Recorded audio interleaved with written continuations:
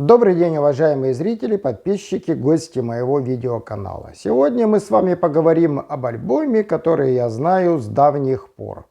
Практически с момента его выхода в конце 80-х. И всегда эта пластинка вызывала споры. Если так можно выразиться, аутентичностью своего содержания. Но это же не делало эту пластинку хуже, не правда ли? Итак, дебютный одноименный альбом группы Kingdom Come 1988 года выпуска. А ведь этот разговор у нас с вами мог бы состояться и раньше, ведь эта пластинка очень хорошо, практически идеально ложится в рубрику «Лучшие рок-дебюты». Но эта рубрика наша с вами безвременно и скоропостижно прекратила свое существование. Но тут уж, как говорится, лучше позже, чем никому.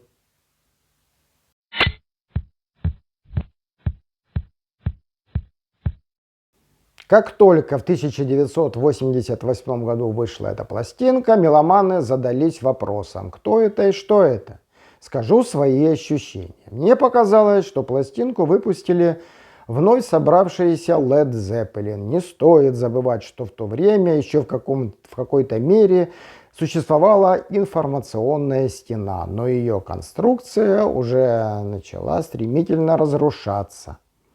Перестройка, однако, но в меломанской среде зачастую все решали слухи, особенно если меломанская среда была не в столицах, не в областных центрах, а в небольших городках и поселках. И чего только не было придумано. Как вспомнишь, так вздрогнешь. А скорее скептически улыбнешься теперь уже. Так что нет ничего удивительного, что я вот так оценил дебютник Kingdom Come. Во-первых, вокал основателя и главного человека этой группы, американца немецкого происхождения Ленни Вольфа, очень напоминал голос Роберта Планта. Кстати, некоторые коллеги по той меломанской среде посчитали, что это сам Плант и выпустил очередной свой альбом, в котором вернулся к лед-зеппелиновским корням, но под другим именем. Кроме вокала есть и другие отсылки к Led Zeppelin в самой музыке Kingdom Come. Красивейшие блюз-роковые композиции, особенно медленные, наполненные замечательными гитарами. И быстрые вещи также были хороши. И также кое-кого напоминали.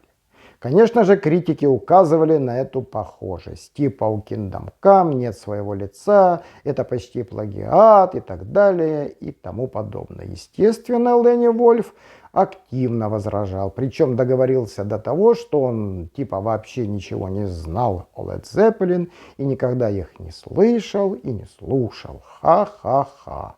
Кстати, что-то типа этого сморозила и Элисон Краус после совместной работы с Робертом Плантом, результатом которой был их мега-успешный совместный альбом 2007 года Racing Sun, получивший кучу наград и признанный альбомом года. Нет, конечно же, в Штатах есть целый пласт музыкантов отдельных направлений, которые существуют вне общепризнанных рамок популярной музыки. А рок — это тоже часть популярной музыки.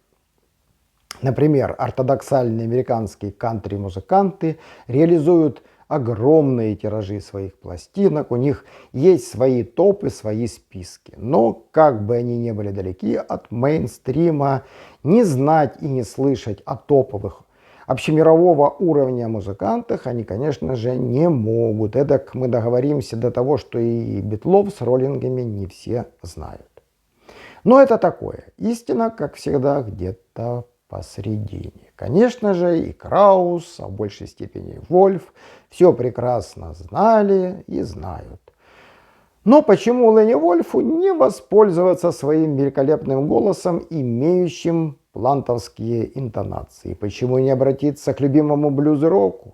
И почему не собрать группу и не записать альбом, что и было сделано? Группа Kingdom Come, название которой является отсылкой к молитве «Отче наш, да придет царствие твое», была сформирована в 1987 году. В состав группы, кроме ее создателя, автора, идейного вдохновителя, а также замечательного мультиинструменталиста Ленни Вольфа, вошли гитаристы Дэнни Стак и Рик Стайер, бас-гитарист Джонни Фрэнк и барабанщик, да не простой, а известный, в будущем ставший членом группы Scorpions, никто иной, как Джеймс Коттак.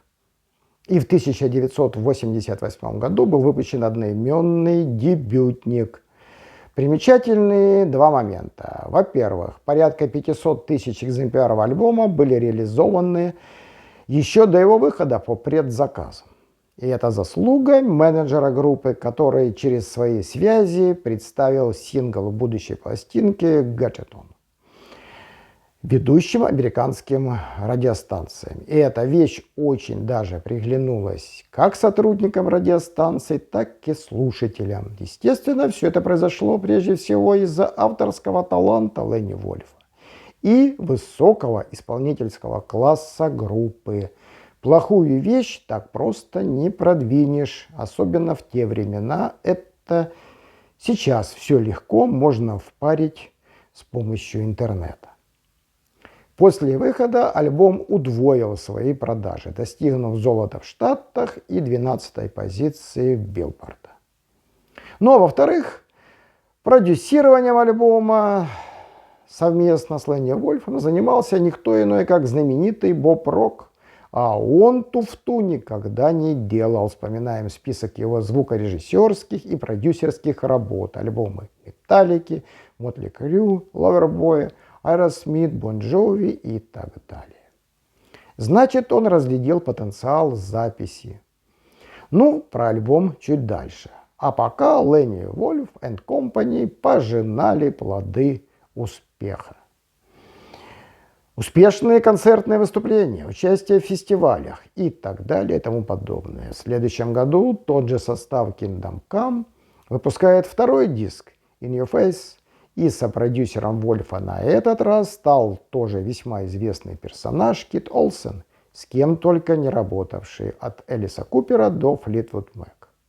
Эта пластинка также очень удалась, особенно хороши такие вещи, как The Wind, Highway 6, Perfect O.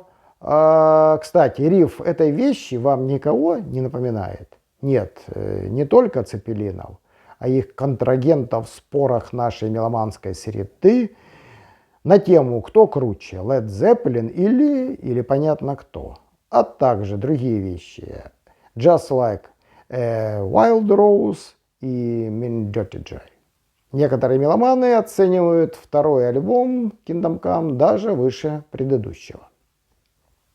В общем, несмотря на критические замечания, касающиеся похожести звучания на Led Zeppelin, группа Kingdom Come не была однодневкой. Доказательством этого служит продолжительная творческая биография, включающая в себя разные составы, а неизменным было всегда присутствие основателя группы и основного автора композиции Ленни Вольфа. Подчас он записывал партии большинства инструментов.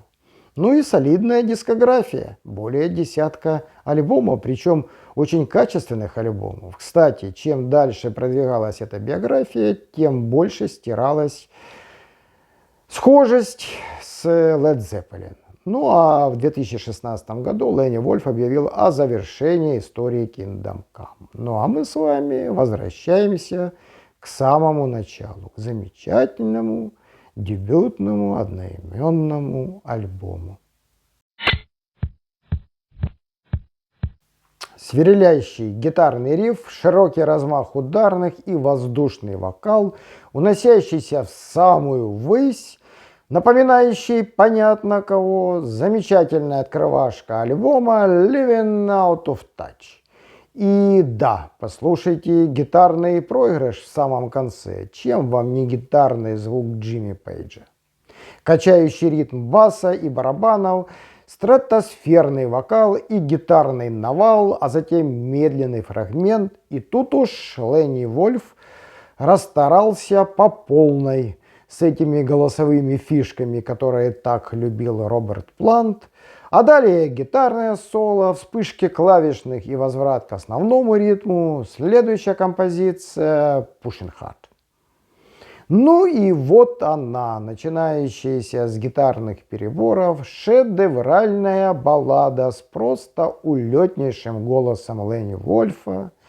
Это не блюз, а блюзище с большой буквы «What Love Can Be». И, кстати, гитарные вставки действительно напоминают пейджерские интонации. Ну и совершенное гитарное соло и улетающий в космическое пространство голос. И я думаю, сами Led Zeppelin многое бы отдали за то, чтобы эта вещь была именно в их дискографии. Но в 80-х их время безвозвратно ушло. Строевой отсчет ударных, улетная пульсирующая басовая накачка, закрученная гитарная воронка, синтезаторные вспышки, сияющее гитарное соло и заоблачный блюзовый вокал в композиции «Seventeen». Быстрый рок-н-ролльный ритм на гитарном рифовом полотне. И да, снова обращаю внимание на конструкцию, которую строит бас-гитара. И вот эти голосовые фишки с секси-интонациями, все это композиция The Shuffle. Вторую сторону открывает прихардованный блюз, знаменитая Get It On.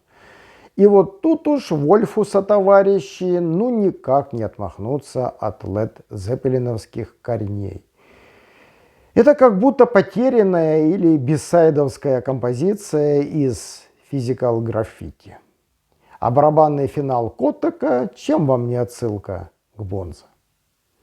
А вот следующая вещь гораздо меньше напоминает Цеппелинов, но это нисколько не делает ее хуже. С красивыми клавишными, с басовым рисунком, с очередным великолепным гитарным соло, ну и голос Ленни Вольфа на высоте в полном смысле этого слова, просто заставляющая слушателя буквально выпрыгнуть на танцпол. Композиция «Now Forever After». Эх, где же вы, светлые и беззаботные 80-е? Их не вернуть. И куда все это скатилось? В это беспросветное настоящее. Напряженные звуковые интро, удары большого барабана, проникающий в самое нутро сквозной гитарный риф, а дальше на плотных ударных и не менее плотной бас-гитаре, на синтезаторно-клавишной подкладке с голосом, который мчится к инопланетным далям Hideaway. И после барабанного краткого финала можно перевести дух. И в этом поможет фолковая с призвуками скрипки и гитарным акустическим пунктиром Loving You.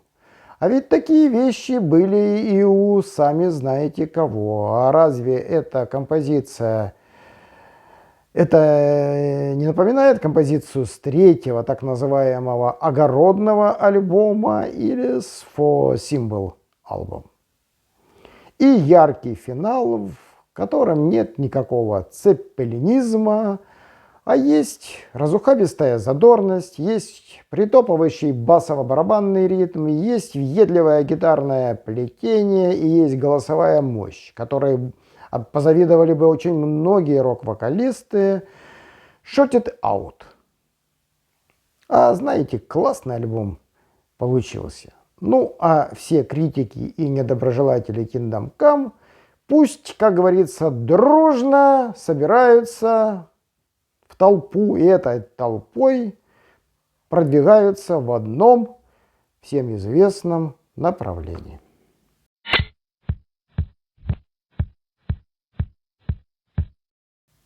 В сегодняшнем выпуске мы с вами вновь вернулись в светлые, радостные, праздничные, яркие, беззаботные 80-е годы прошлого столетия. И эти годы гораздо лучше всего того, что с нами произошло в дальнейшем. Мы сегодня поговорили о замечательном, прекрасном альбоме великолепной группы Kingdom Come, о их дебютнике одноименном 1988 года выпуска. Жду ваших оценок и комментариев. Также ожидаю, что хоть этот выпуск наберет более-менее приемлемые просмотры. А также ожидаю, что те из вас, кто не подписался, подпишется на мой видеоканал. И, возможно, гипотетически, когда-то кто-то его оценит морально и материально. Жду также от вас лайков, ибо лайки – это понятно что. Поставить их несложно, а для продвижения этого видео они будут очень даже важны. До следующих встреч, мои уважаемые, прежде всего, подписчики, зрители, гости, я надеюсь, потенциальные подписчики. Всего вам самого доброго и всего самого хорошего.